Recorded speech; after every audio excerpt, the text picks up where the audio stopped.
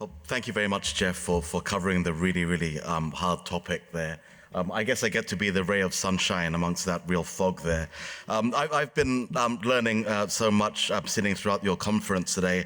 I think the most important thing that I've learned is that Peck and Abez share some common ancestry. I had no idea when I was invited here that Sir John Crawford was in fact your founder. Sir John Crawford was the host of the very first Pacific Economic Cooperation Conference, as it was known, in 1980. Thank you very much for having me here. It's a really great honor to be here. I've been asked to focus on Australia's nearest neighbors, ASEAN, and the potential that ASEAN holds in trying to meet the $100 billion target for agriculture. But after listening to Jeff, I just don't know what the global context holds for everything. And maybe we should think a little bit differently about all of this. But I'll try my very best. So let me step back a little bit. What I'm sharing with you are some survey results the results of a survey that we did back in August last year. And I guess the warning and the caveat I have for you and pre-US-China Phase 1 deal. And this is a survey of the policy community. So it's not public opinion. This is the Asia-Pacific policy community. And the question that we asked is, what are your expectations for economic growth over the next 12 months? And what you see here, and it really reflects kind of what Jeff and general thinking was back in August, is it's not looking very good, is it? So if you look at that, just look at that one on the far left. 68% of respondents to our survey thought the world economy was looking pretty negative. And that's really on the basis of some fairly sort of negative views back then. But then central banks started to do things back in August. They started to reduce interest rates. They started to come out with stimulus packages. But there's a ray of sunshine in that, and that's why I get to be the ray of sunshine. If you go to the far right of this chart, for some reason, and this is really the theme of my presentation, people were pretty positive about one sub-region in all of this. 42% of respondents to our survey were positive about Southeast Asia, and that's why I'm talking about today. So there's sort of, I guess, two reasons why I think Southeast Asia, people are positive about Southeast Asia. One is sort of the fallout from this US-China trade war, but also some things about Southeast Asia itself, and that's what I'm going to sort of talk through in the sort of 18 minutes or so that I have left. Serene, you're going to have to. I don't have a watch, so you're going to just have to sort of tell me when to shut up, and I'll just stop if that's helpful. But there's some sort of interesting things that we do with our survey, and we look at sort of sub-regional responses to this. So I'm going to pick on all of you, because that's what I like to do in my presentation. So while 42% of all respondents in the Asia-Pacific were positive about Southeast Asia, there's a strange result, and maybe in the Q&A, and you can use the Q&A system. Why, amongst everyone, were those from down under, the Oceania bit of this, why were you more negative about everyone else?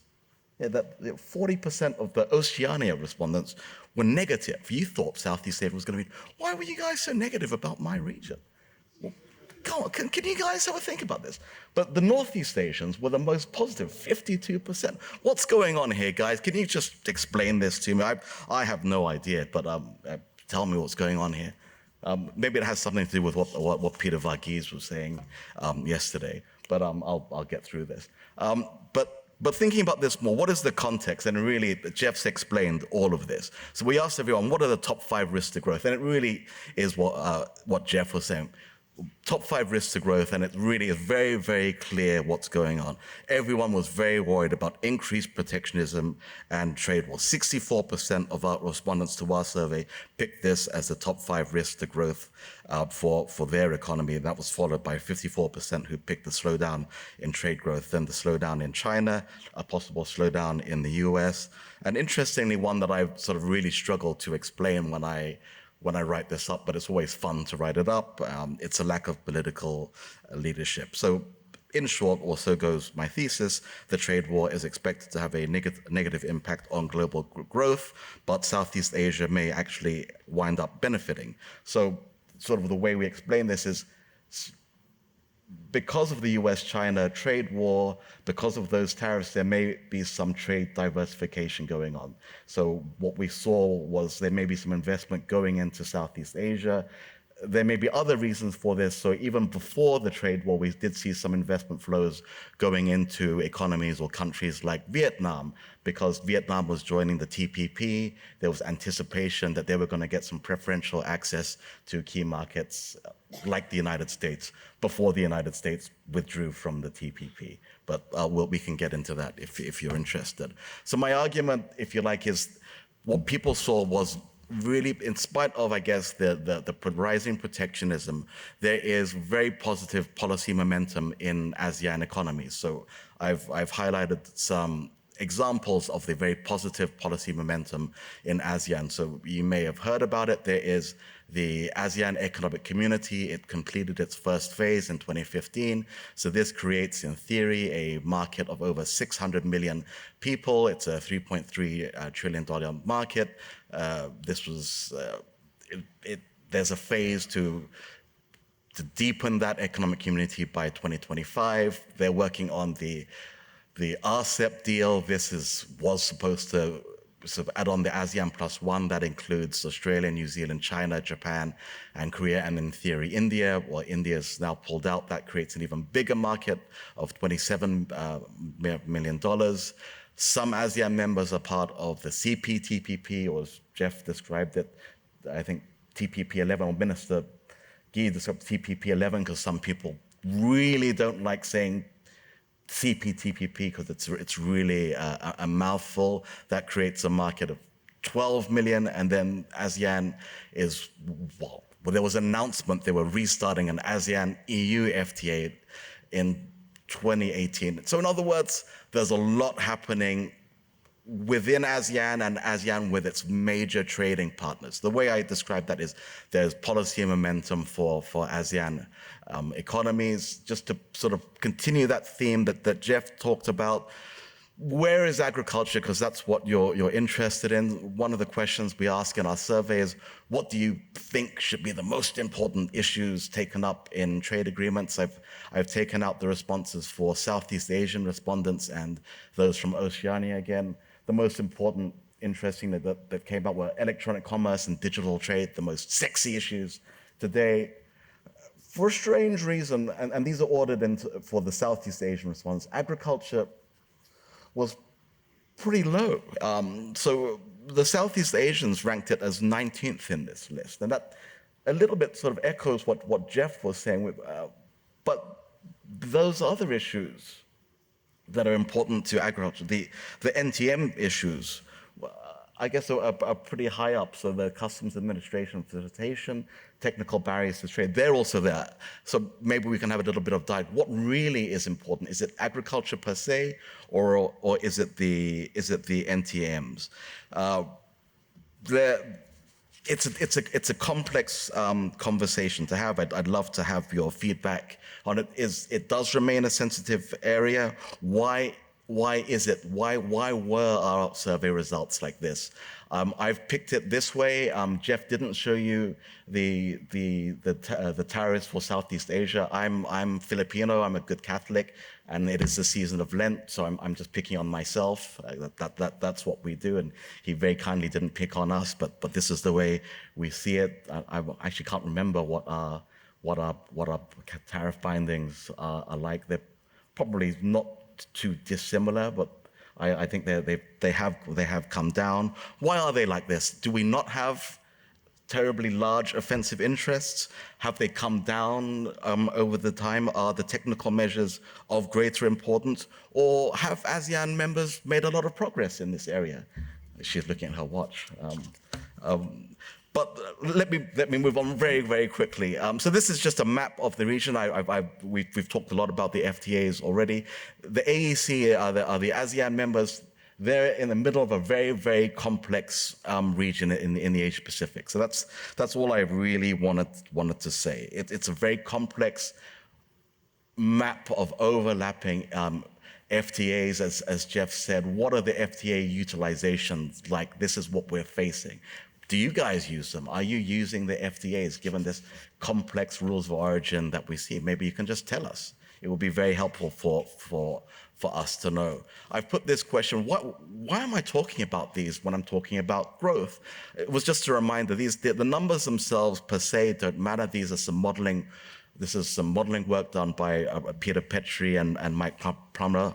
All I want to say is it matters because, according to the economists, they matter for growth. So according to this, the TPP would add $62 billion of growth to the GDP baseline by 2025.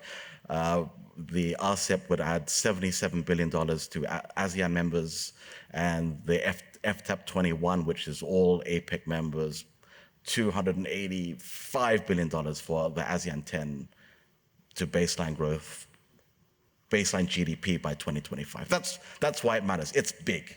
That's the only thing that I really wanted to say about with this chart. It matters because it adds to your eventual GDP, and that's why I wanted to have this.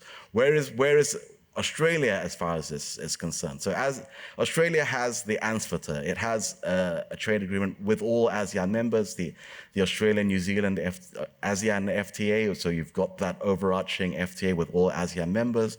You have the CPTPP. So far, Singapore and Vietnam have ratified that. Brunei and Malaysia are yet to ratify that. There's interest from other ASEAN members. Thailand has signified that it's interested. There are signals from other ASEAN members like Indonesia that they would like to join. You have bilateral FTAs. They start with, I guess, Singapore is the oldest, and then Thailand and Malaysia. And the latest one is Indonesia, which I will talk to later.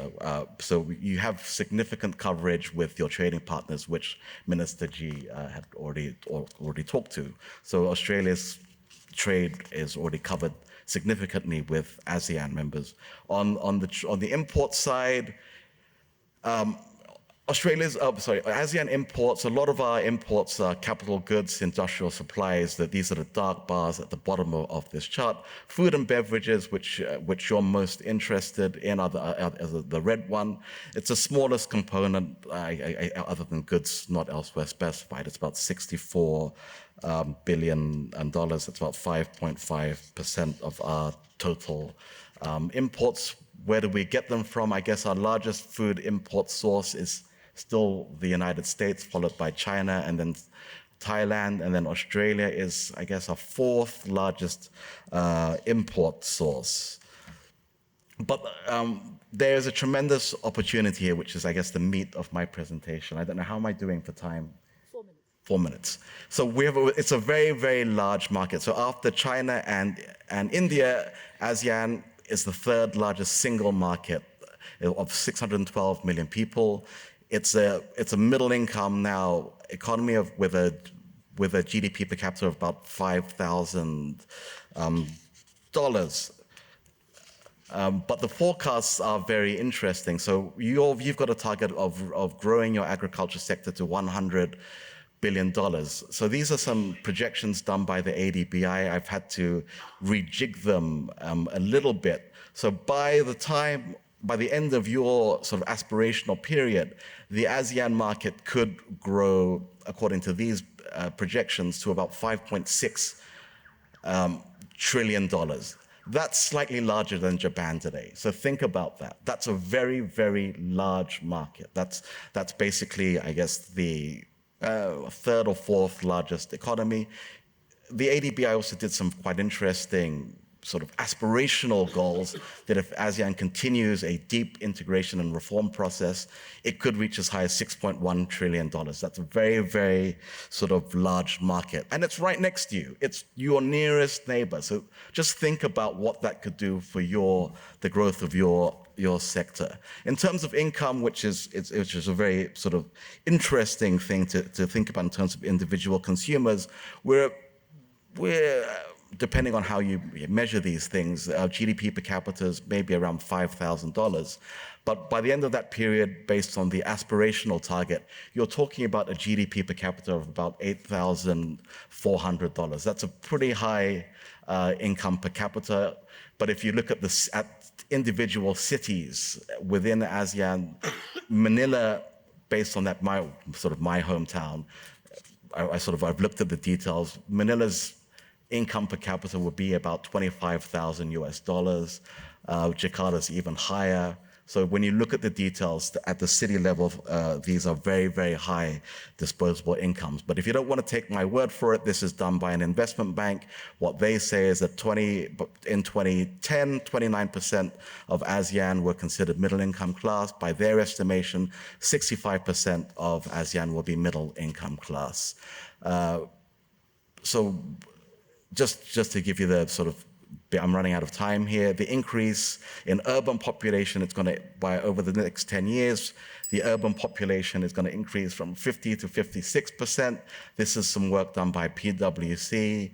They're all, oh my gosh, their middle income class is increasing very, very rapidly, but they're going to need a lot of food. This is a report done by PwC. So this, according to PwC, this requires a very, very large investment. That's what they're looking at. These are the fastest growing cities very quickly. If you look at these are the fastest growing cities. If you look at the population, those are very large growth rates. So the fastest growing city over the next 10 years is Hanoi, followed by Phnom Penh. But if you look at where they are, a lot of them are in Indonesia. I don't need to step back. And you've just signed a trade agreement with Indonesia. Minister G talked to those, so I don't need to repeat these. But very, very significantly, the point, Jeff, that I wanted to make with this slide is those are very significant improvement over the ASEAN agreement. So even though you have a trade agreement with Indonesia in ANFTA, you get significant improvements when you sign the bilateral. So that's an important point to make, that you do need these. When you sign a bilateral, you get significant improvements. So I hope you all know what these are, and they're on the DFAT website, so I don't need to go into it. This is an interesting point about the population. Can I get a minute? Yes. The population structure of ASEAN is young. And it's a very interesting point to make, that they're a young middle-class population. So by the end of this period, well, they are a middle class and they're millennial. And it was Minister Littleproud yesterday that was talking about the desires and preferences of the millennial generation. I guess he was talking about the preferences of the millennial generation really with respect to Australia yesterday. But I think that millennial generation is a global phenomenon. But my next slide really talks about the millennial generation in Asia. So here are some headlines from a special report from the Financial Times earlier this year. There are going to be 190 million millennial generation consumers in ASEAN. The millennial generation is going to be dominated by developing countries. They're going to be big spenders. Their taste for authenticity is disrupting powerful food brands. They believe they can make a difference to the world through their choices. It was very interesting to listen to Andrew Metcalf this morning. Well, he had some really interesting points that Australia can differentiate itself with safe, clean, and green branding. That was fascinating. It really sort of jibes with that point from the PwC report about what consumers want in that. I'm really, really pushing it here. So these are my takeaways for you. Really strong long-term growth prospects in ASEAN. It's going to have they're going to have high incomes by the end of this growth period. It will be middle class. There's significant market segmentation taking place. You have to think of them quite differently. I do want to sort of repeat the message that Peter Varghese had. You do think about it in terms of a partnership. It's not just about market access. There was quite interesting language from Minister Littleproud yesterday and again this morning about innovation. But that innovation is also important in thinking about that in terms of the relationship with ASEAN. So I'll just stop there, and apologies for going over time.